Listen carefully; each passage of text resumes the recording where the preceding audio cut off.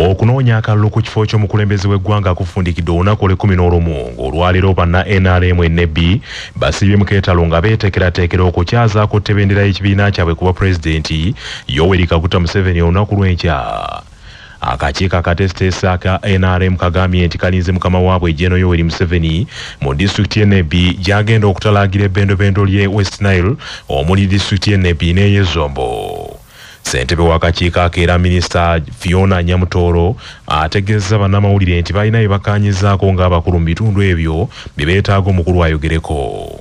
Our main hospital to be upgraded to a national referral hospital in the region. We have many other areas in education. We want our government schools to be uplifted and reinforced with much more financial capacity. We are grateful that the President has had many other considerations into the parish development model. A review is being undertaken to see how more comprehensive it can become. We also want to focus so much on financial empowerment of our people. Omubaka wa Padiere County Otimu Gwiyo Isaac Ismail agambye nti basoomozebwa nnyo olutalo lwa Joseph Kony era abantu bangi mu kitundu ekyo ente zaabwe zaatwalibwa kaakano baagala gavumenti ebaliirire. Batwala kesi yaabwe mpaka mu high court negamba ntino tebasobola kurulinga mu ekyo balina okulaba ntino president ya direct okulaba basasula. Tulina abantu abasukka nga mu 305 be balina okufuna ntino basasula, so tujja kwagala president ino engeri abantu abalango acholi neteso bali mu kusasulwa nafa abafa aba West Nile wano nga NEB nabo babateeke mu nsasula. Edda mu biseera bya Kony mukimanyi abantu batwalanga kumpi na ku 3 nga 4 okuva just Karuma okutuuka Pakwaki basi bali bazoocha. Atakutte bendera y'ekibiina kya NUP ku bukulembeze bw'eggwanga Robert Kyagulanyi Ssentamu Bobi Wine ajjukiza abavubuka mu ggwanga lino nti akaseera katuuse bakulembere eggwanga lyabwe omulembe gwabwe guleme kuba kulyazaamaanyizibwa. Kyagulanyi Robert Ssentamu okwogera bino abadde atalaaga ebitundu eby'e Nakasongola ng'aperereza abaayo nti bamuwa akalulu akulembere eggwanga. Kyagulanyi Ssentamu asinziddeyo n'ategeeza nti abavubuka ensangi zino bakozesebwa nnyo mu bikolwa eby'obumenyi bw'amateeka ne babakuumira awo emyaka gyabwe n'abasaba nti ku mulundi guno basituke balonde ensonga.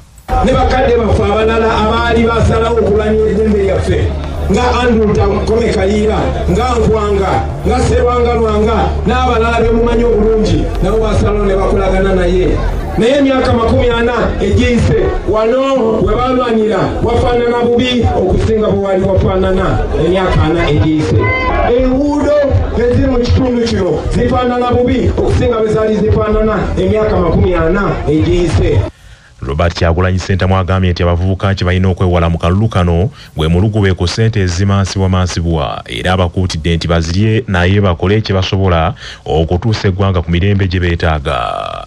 Mu mbeera y'emu n'akutte bendera y'ekibiina kya FDC kuba pulezidenti James Nathan Nandala Mafabi yeegayiridde abantu be Amolata ne Dokolo bamulonda afuuke omukulembeze w'eggwanga lino kuba y'asinga okumanya ebizibu ebiruma abantu mu byenfuna.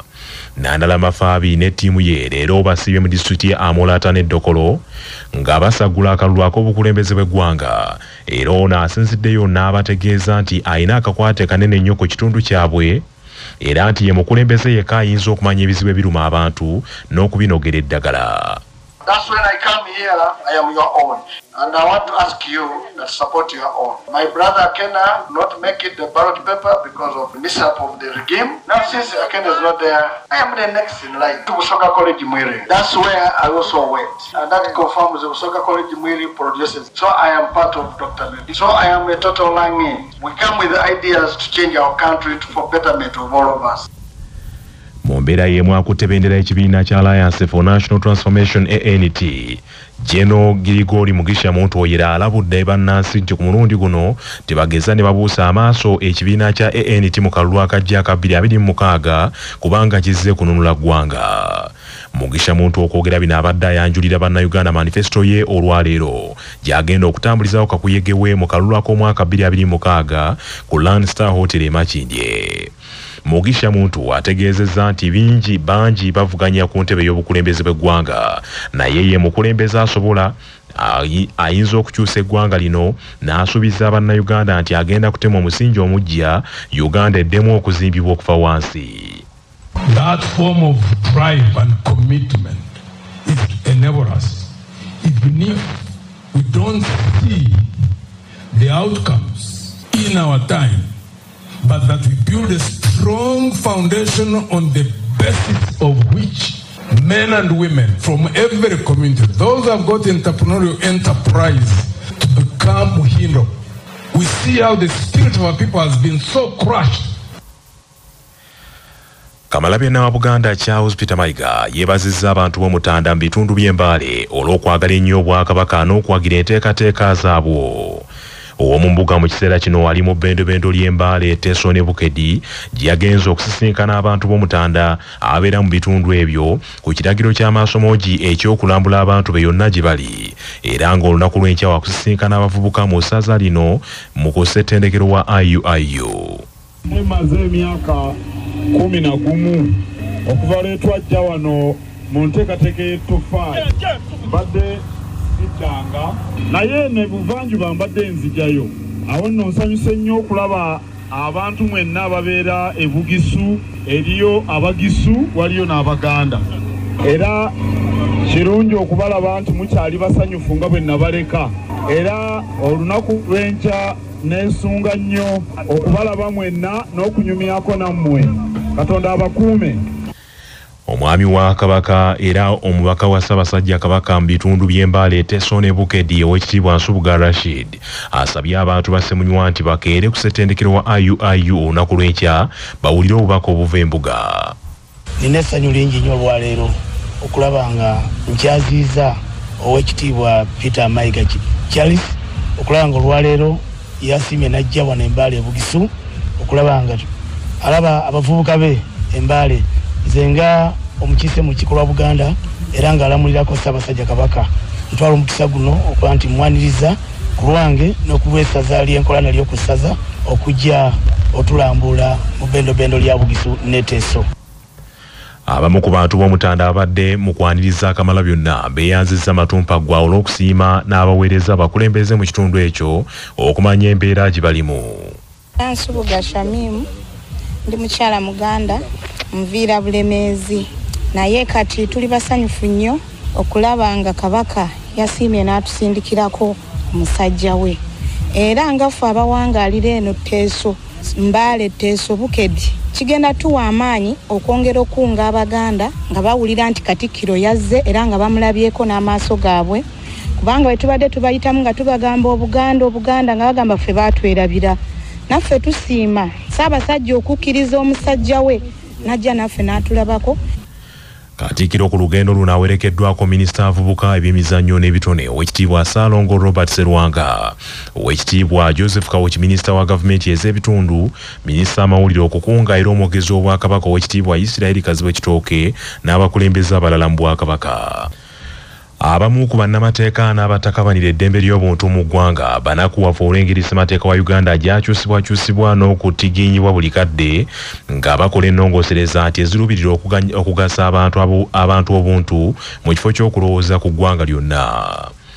Mu mwaka 1995 gavumenti ya Uganda yassaawo akakiiko akatumibwa Odoch Commission akakungaanya ebirowoozo eby'Abannayuganda bye beetaaga mu ssemateeka w'eggwanga era ne kabaga ssemateeka atambulirwako eggwanga lino, so nga ne mu mwaka 2005 waaliwo akakiiko akalala akatumibwa Constitution Review Commission akakulirwa Professor Frederick Sempebwa okubaako ennongoosereza ezikolebwa mu ssemateeka wa 1995.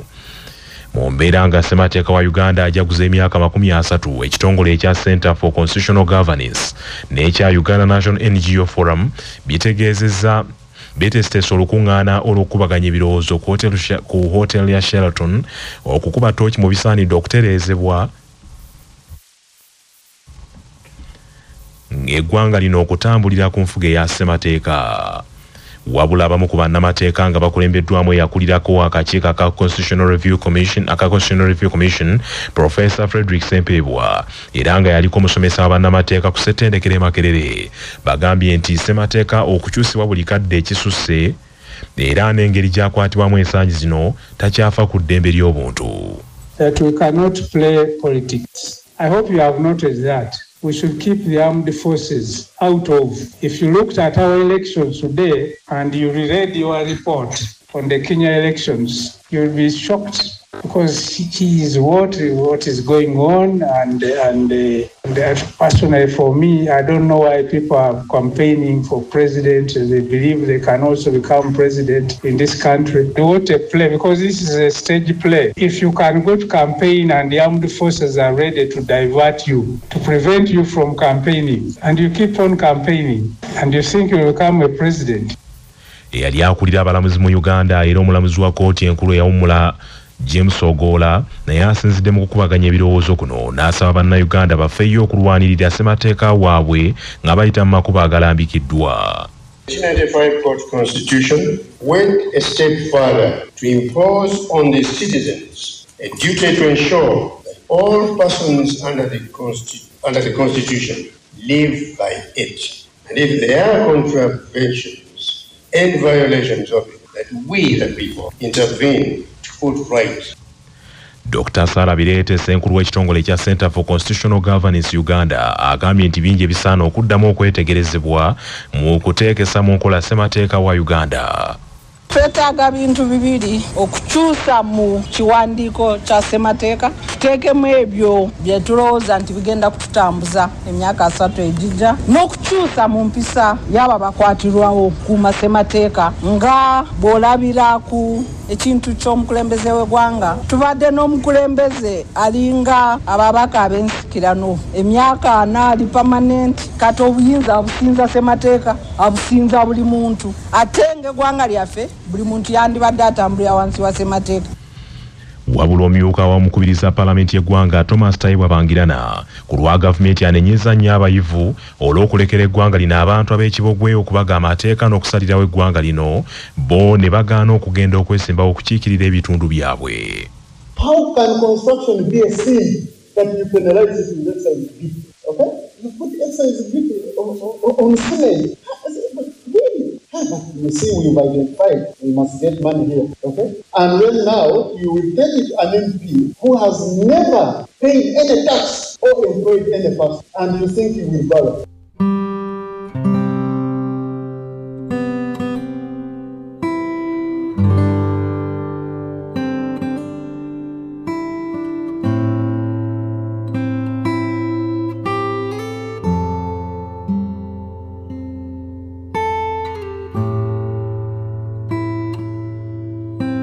you.